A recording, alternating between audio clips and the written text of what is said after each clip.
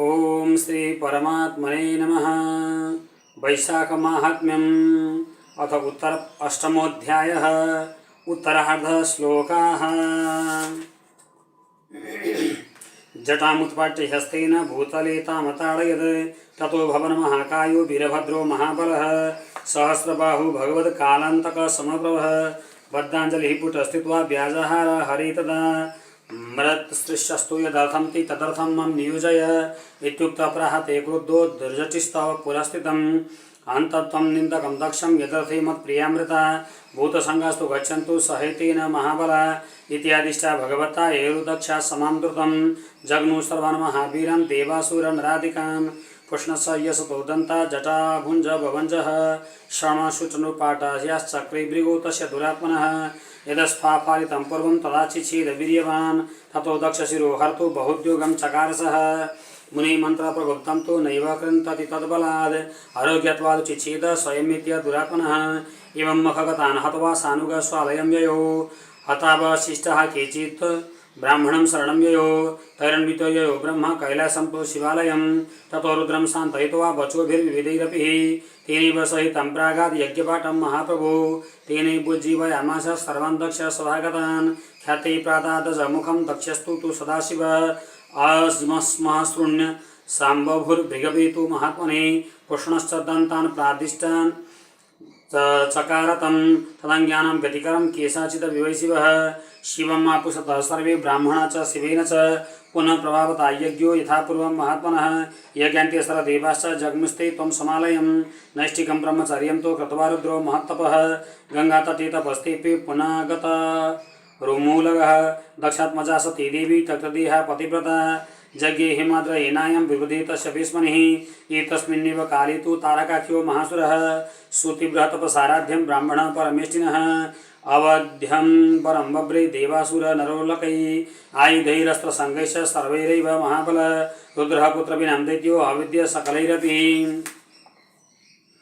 इति तस्मै वरं प्रादद ब्रह्मलोकपितामहः अस्त्रिकत्वादपुत्रस्य उद्रश्येति तथस्विति वरं गृहीत्वा सगृहं प्राप्य लोकान् बवादः दासादेवा मार्जनादो दास्यो दिवशतद्गृहे ततस्त्वपीडिता देवा ब्राह्मणं शरणं ययो तैः पीडां पणितासुधा मेधा प्राह सुरानिनं वरप्रदानं कालेऽहं रुद्रपुत्रं विनासुरः न्यन्यैवेद्य इति प्रादं वरं तस्मै दुरात्मने पुरा सती रुद्रपत्नी सती तक्त कलेवरा जाता हेमतः पुत्री पार्वती च ययां विदुः रुद्रे हेमतः पृष्ठी तत्पश्च सद्दुश्चरं योजयद्धं च पार्वत्यां रुद्रं लोकेश्वरं प्रभुं तस्माज्जातः सुतं शत्रुं यस्माकं तु हनिष्यति इति ब्रह्म समादिष्टा इन्द्राद्या स्वगृहं गतः पुनर्देवेन्द्र सदने संगतैरमरेश्वरौ ऋषीणाभिषमन्तस्य देवेन्द्रपाकशासनः सस्मार च सकार्यार्थं नारदं स्मरमेव च तत्रागतो ततस्तस्सु बलविभ्यागमब्रवीद हेमन्तं भगवान् गत्वा वचसां तं प्रबोधय पुत्री तव प्राक् दक्षस्य हरपत्नी महागिरे तपस्कृते शृङ्गे वियुक्तो दक्षकन्यया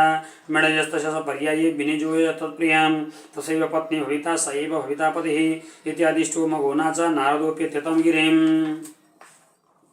तथैव कारयामास देवेन्द्रोणोदितं तथा पश्चात्कामं समाहूय मगनामिदमामस देवानां च हितार्थाय तृणामृडहिताय च वसन्तेन समायुक्तो गत्वा रुद्रं तपोवनं गणन्तं वृजयित्वा तु वासन्तान्तं मक्षयावहान् यदा सन्निहिता देवी पार्वती तु मृडस्य च तदा प्रयोजं ब्राह्मणं मोहयस्य महाप्रभुं तयतु सङ्गमे जाता कार्यं नोद्धा भविष्यतिः इत्यादिष्टा स्मरतृणं प्रतस्ते बाणमित्यवः शवसन्तः सरतीक सानु तद्गतवनं ययो अकाले हि वसन्तं तु जम्बयित्वा ससकृत तदवने सर्वतोरम्बे मन्दानील निषेविते कदाचित् देवालय देवोऽपि पार्वत्याश्च ससर्पया प्रेतस्वङ्गसमारोप्य किञ्चित् हतुमारहद् प्राणप्रिया सङ्गमस्य कालोऽयमिति विनिश्चितः पेशरं धनुरादाय सतस्तोरपृष्ठतः कृत्वा जवनिकां वृक्षं बाणमेकं मुमुचः द्वितीयमपि सन्धाय चक्रे मुक्तुं महोद्यमम् अथ क्षुब्धमना भूत्वा मृडश्चिन्तामवापः न मे मनश्चलित क्वापि केन वा कस्मलीकृतम् इति चिन्ताकुलो वामे पार्श्वे कामं ददसः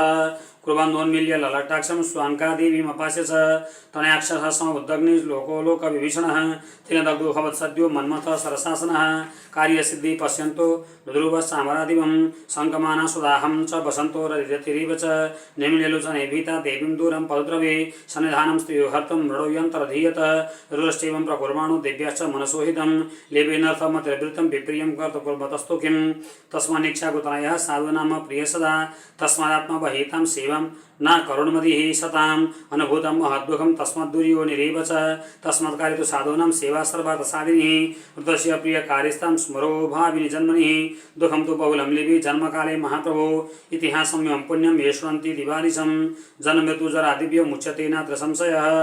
जय जय श्री स्कंदपुराणे वैशाख महात्म्ये नारद अम्बरीश संवादे कामदहनं नाम अष्टमोऽध्यायः। श्रीकृष्ण गोविंद हरे मुरारे हे नाथ नारायण वासुदेव अनंत वैकुंठ मुकुंद कृष्ण गोविंद दामोदर माधवेति। ओम श्री परमात्मने नमः।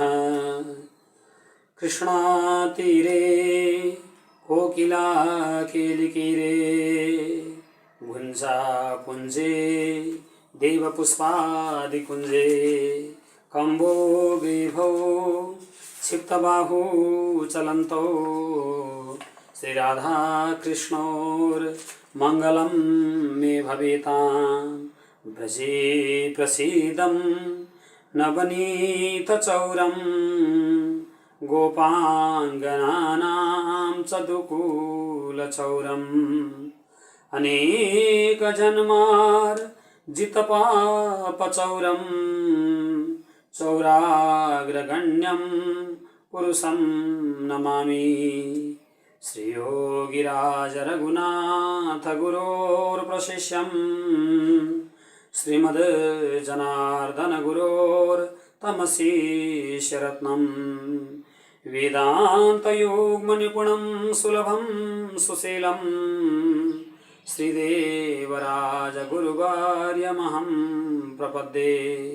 परम मंगलमय परात्पर अखिलेश्वर अकारण करुणा वरुणालय भक्तवांश कल्पतरु जगत नियंता जगदीश्वर परब्रह्म परमेश्वर तड़े बिनंदुत पीतांबरधारी भगवान श्री मधुसूदन प्रभु को साक्षात प्रतिमूर्ति ग्रंथ श्री वैशाख महात्म्य को संबंध में वैशाख मास को विशिष्टता का संबंध में महात्म्य का संबंध में हामी भक्तहरूका साथमा चर्चा गरिरहेका छौं र मधुसूदन भगवान को दिव्य पावन महीना श्री वैशाख महीना को महत्ता अंतर्गत महात्म्य अंतर्गत हजुरहरूले 8औं अध्यायको 50 श्लोकसम्मको व्याख्या सुनिसक्नु भएको छ।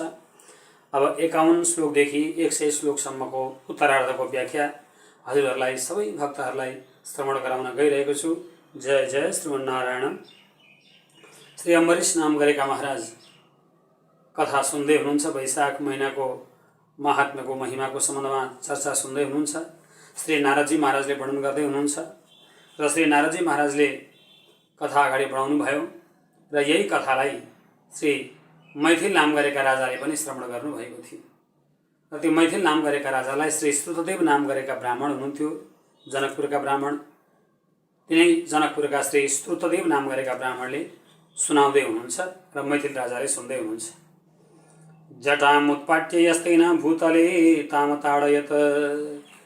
यसरी क्रुद्ध भएका भगवान श्री वीरभद्र महाराज हुनुहुन्थ्यो जो दक्षको यज्ञमा पुग्नु भएको थियो। अनि क्रुद्ध भएका श्री वीरभद्र नाम गरेका देवता आफ्ना जटा फ्याँकेर चाहिँ वरपर घुम्न थाल्नुभयो र भगवान शंकरको जटाद्वारा प्रकट भएका श्री वीरभद्र नाम गरेका देवता महाबली भनेको धेरै बलवान हुनुहुन्छ, बलयुक्त भएको हुनुहुन्छ। त्यस्ता बलिया श्री वीरभद्र नाम गरेका देवता भगवानका जटाद्वारा प्रकट हुनुभएको थियो। तिनै वीरभद्र नाम गरेका देवता एउटी स्त्री कृत्या नाम गरेकी स्त्रीका साथमा अनि अन्य नन्दी भृङ्गी योगिनीहरूका साथमा दक्षको यज्ञलाई विध्वंस गर्नका लागि भनेर कलखल नाम गरेको क्षेत्रमा पुग्नुभयो। कनखल जो कलकल कल्लोलिनी दक्षिण प्रवाहिणी भगवती श्री भागीरथी गंगाका तटमा हरिद्वार नाम गरेको पावन तीर्थमा दिव्य तीर्थमा कनखल नाम गरेको क्षेत्र पर्दछ। त्यही क्षेत्रमा दक्ष प्रजापति यज्ञ गर्दै थिए। यी धार्मिक थिए, भगवानका भक्त थिए, तर यी शिव निन्दा गर्नका लागि पछि पर्दैनथे, शंकर भगवानको निन्दा गर्दथे। अनि शङ्कर भगवान शिवजी यिनका ज्वाइँ पनि हुनुहुन्थ्यो। अब यो ज्वाइँले मेरो अपमान गरो भनेर ज्वाइँलाई कमजोर देखाउनका लागि, सानो देखाउनका लागि यिनले यज्ञ गरेका थिए। र यो यज्ञ चाहिँ गीतामा भगवान व्याख्या गर्नुहुन्छ, कुन यज्ञ रजोयज्ञ हो, कुन यज्ञ तमोयज्ञ हो, कुन यज्ञ सतोयज्ञ हो भनेर। अहङ्कारले युक्त भएर अर्कालाई देखाउनका लागि गरेको जो यज्ञ छ त्यो यज्ञलाई तमोयज्ञ भनिन्छ। तमोयज्ञ गरेर भगवानका भक्तलाई के काम? भगवानका भक्तलाई, भगवान श्रीहरिका भक्तलाई तमोगुणी यज्ञ गरेर के काम? भगवान श्रीहरिका भक्तले त सकेसम्म सात्विक यज्ञ गर्नुपर्दछ।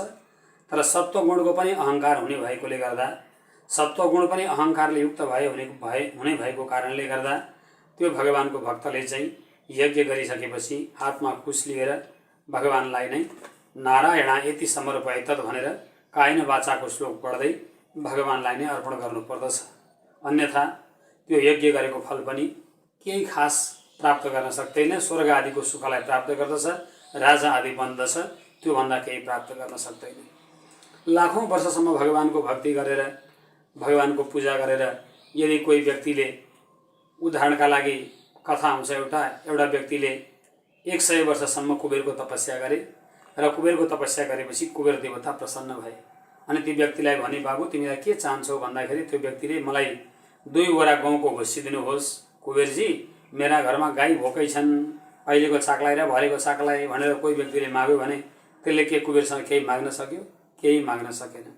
त्यस्तै कुरो हो भगवान श्रीहरिको उपासना गर्नेवाला, भगवानको भक्त भएको, जगदीश्वर परमात्मा श्रीमन्नारायणको, श्रीहरिको, भगवान श्रीकृष्णको भक्त भएको व्यक्ति, भगवानको भक्त जस्तासुकै यज्ञ गरोस्, जस्तोसुकै व्रत गरोस्, जस्तोसुकै योग गरोस्, जस्तोसुकै तपस्या गरोस्, अनि साधना गर्दै गर्दै गर्दै साध्यको प्राप्ति गर्दछ, भगवानको प्राप्ति गर्दछ भने त्यो भगवानको प्राप्ति गरेर भगवानले दर्शन पाइसकेपछि, भगवानले दर्शन दिएपछि अनि भगवानलाई मलाई संसार चाहियो, मलाई स्त्री चाहियो, मलाई राज्य चाहियो, मलाई सम्पत्ति चाहियो, मलाई स्त्री सुख चाहियो, मलाई पुत्र सुख चाहियो भनेर संसारको विषयलाई माग्यो भने जसरी कुबेरसँग 2 वरा भुसी माग्नेवाला व्यक्तिले केही माग्न सक्दैन, त्यसै गरी भगवानसँग यी सब कुरा, सांसारिक कुरा माग्दछ भने त्यो व्यक्तिले केही माग्नै सक्दैन। हे मैथिल राजा भनेर सुनाउँदै हुनुहुन्छ श्री श्रुतदेव ब्राह्मण, एकदमै वेदान्ती श्रुतदेव ब्राह्मण हुनुहुन्छ। नारदजी महाराज उस्तै भक्तिको आचार्य हुनुहुन्छ अनि उहाँहरूले यसरी श्रवण गराउँदै हुनुहुन्छ। अब यहाँ प्रसङ्ग अनुसार श्री दक्ष प्रजापति नामका देवता, जब दक्ष प्रजापति थिए जो भगवान शङ्करको अपमान गर्दथे, अनि शिवजीले वीरभद्र प्रकट गराउनु भयो र दक्ष शिरो हर्तुम बहुदै उद्योगम सचकारसह, सबै प्रकारको यज्ञलाई विध्वंस त गर्नुभयो वीरभद्र नाम गरेका भगवान देवताले, जो देवता हुनुहुन्थ्यो, शङ्कर भगवानका रुद्र स्वरूप एकजना अंश हुनुहुन्थ्यो, देवता हुनुहुन्थ्यो वीरभद्र। ती वीरभद्रले सबै यज्ञलाई ध्वंस त गर्नुभयो अनि त के गर्नुभयो भने दक्षको शिरलाई काटेर यज्ञ कुण्डमा होम दिने विचार गर्नुभयो। अनि दक्षको शिरलाई आफ्नो हातमा शूल लिनुभएको थियो, पाशुपत नाम गरेको शूल लिनुभएको थियो। त्यो पाशुपत नाम गरेको शूलद्वारा श्री वीरभद्रले दक्ष प्रजापतिको शिरलाई काटिदिनुभयो, छेदन गरिदिनुभयो। अनि जब शिरलाई छेदन गर्नुभयो र शिरलाई छेदन गरिसकेपछि दक्ष प्रजापतिको मृत्यु भयो। अनि दक्ष प्रजापतिको मृत्यु भइसकेपछि सबैजना भागे, हाहाकार गरे, भाग भाग भाग, अब काम छैन, अब यहाँ बस्नु हुँदैन, भाग, अब वीरभद्रले युद्ध जिते भनेर सबैजना भागे। सबैजना भागिसकेपछि वीरभद्र गएर कैलाश पर्वतमा गएर भगवान शङ्करसँग लीन हुनुभयो भनेर यहाँ यसरी कथा सुनाउनुभयो।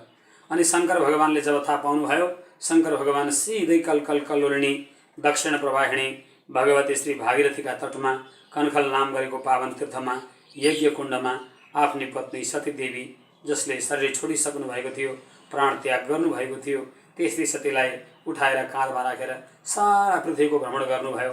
यो स्कन्द पुराणकै कथा हो।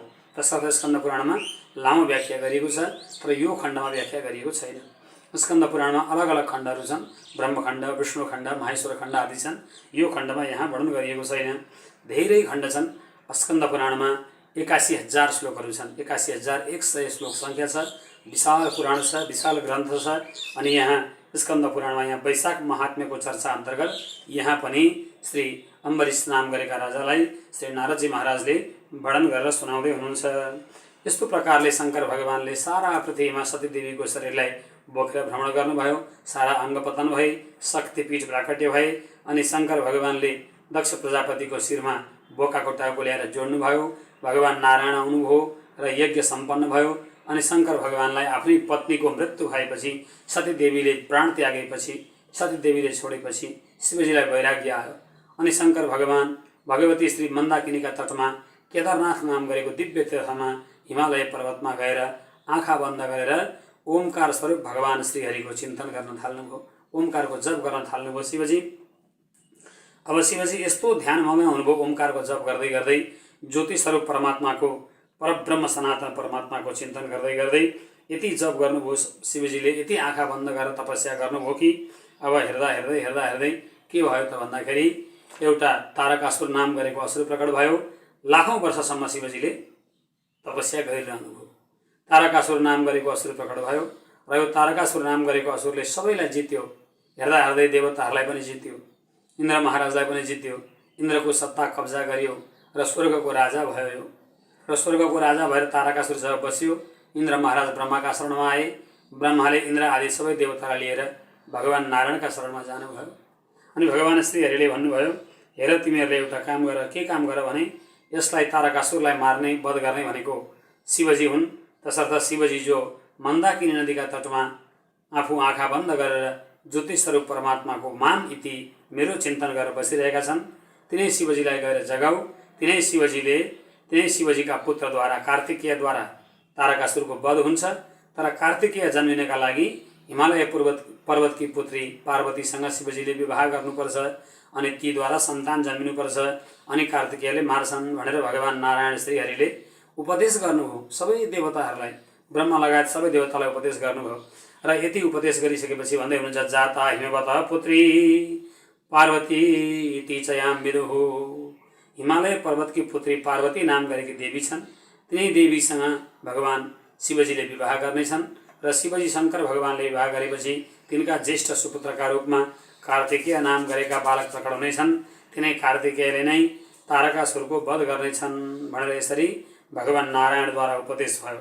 अनि भगवानको उपदेशलाई अब उपदेश भइसकेपछि सबै देवताहरू शिवजी कहाँ हुनुहुन्छ त, शिवजी कहाँ हुनुहुन्छ त भनेर खोजेका त मन्दाकिनी नदीका तटमा शङ्कर भगवान तपस्या गरेर बसिरहनु भएको छ। लौ शिवजीलाई उठाउनुपर्छ भनेर ब्रह्माले गएर जोडबल गर्नुभयो, इन्द्रले जोडबल गरे, वरुणले जोडबल गरे, कुबेरले जोडबल गरे। कसैले उठाउनु खोज्दा पनि शङ्कर भगवानको तपस्या भङ्ग हुन सकेन। अनि सारा अप्सराहरू आएर नृत्य गर्न थाले, गन्धर्वहरूले गायन गर्न थाले। सबै मन्दाकिनी नदीका तटमा त्यो केदारनाथ नाम गरेको पावन तीर्थमा सबै कुरा प्रकट भएर गर्दा पनि शङ्कर भगवानको ध्यान खुल्न सकेन, तपस्या खुल्न सकेन।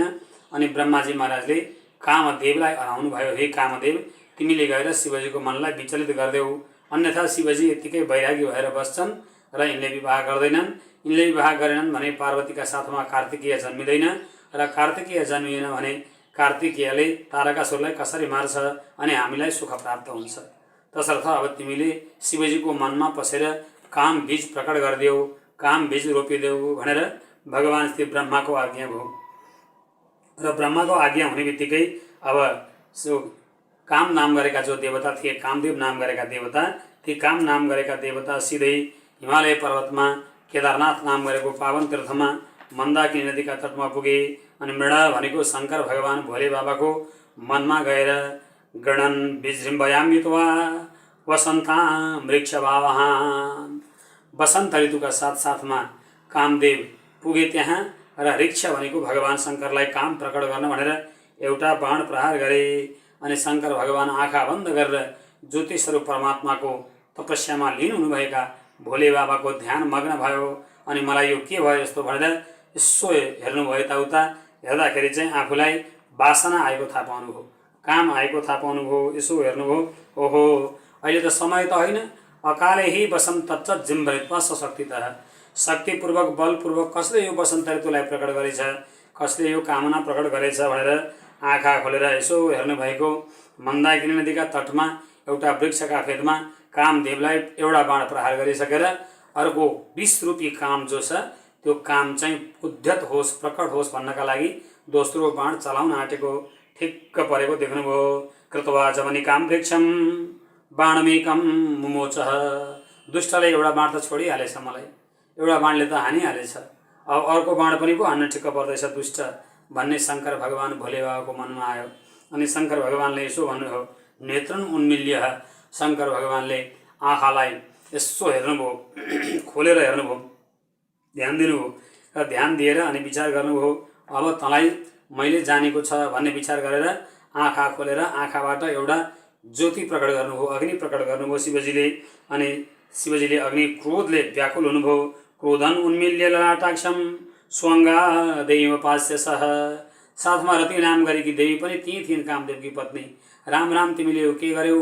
शिवजीलाई मृडान भनेको शङ्कर भगवानलाई शिवलाई यस्तो अपराध गर्यौ, हेर तिम्रो राम्रो गति हुँदैन भनेर पतिलाई सम्झाउँदै थिइन्। तर पतिलाई त स्त्रीलाई त केही गर्नु भएन। त्यो कामदेव नाम गरेको पुरुषलाई शङ्कर भगवानले आँखाबाट ज्योति प्रकट गर्नुभयो। अनि त्यो तेस्रो आँखा भनेको ज्ञानको आँखा, निधारमा शिवजीको तेस्रो आँखा छ। त्यही निधारबाट शङ्कर भगवानले ज्ञानको ज्योति प्रकट गर्नुभयो। अनि त्यो ज्ञानको ज्योति गएर सिधै कहाँ त भन्दा कामदेवलाई प्रहार गर्नुभयो। तेन दग्धो भवत् सद्यो ममन्थः ससरासन। ममन्थः भनेको कामदेवलाई सिधै प्रहार गर्नुभयो। ज्ञानको ज्योति अग्निस्वरूप थियो, त्यो आगो समान थियो। त्यो अग्निस्वरूप ज्ञानको ज्योति कामदेवलाई प्रकट गर्नुभएको त कामदेव जलेर खरानी भयो। हेर्दा हेर्दै कामदेवलाई शङ्कर भगवानले जलाएर खरानी बनाउनु भयो। अनि शङ्कमाना स्वदाहं च बसन्तो रतिरेव च। बसन्त नाम गरेका ऋतु पनि ती थिए, रति नाम गरेकी कामदेवकी पत्नी पनि ती थिइन्। तिनीहरू शङ्काले व्याकुल भए, राम राम राम राम, शङ्कर भगवानले यो के गर्नुभयो? हाम्रा पतिलाई मारिदिनु भयो, मेरा स्वामीलाई मारिदिनु भयो भनेर बसन्त ऋतु पनि रुन थाल्यो। शनि रति देवी पनि रुन थाल्नुभयो।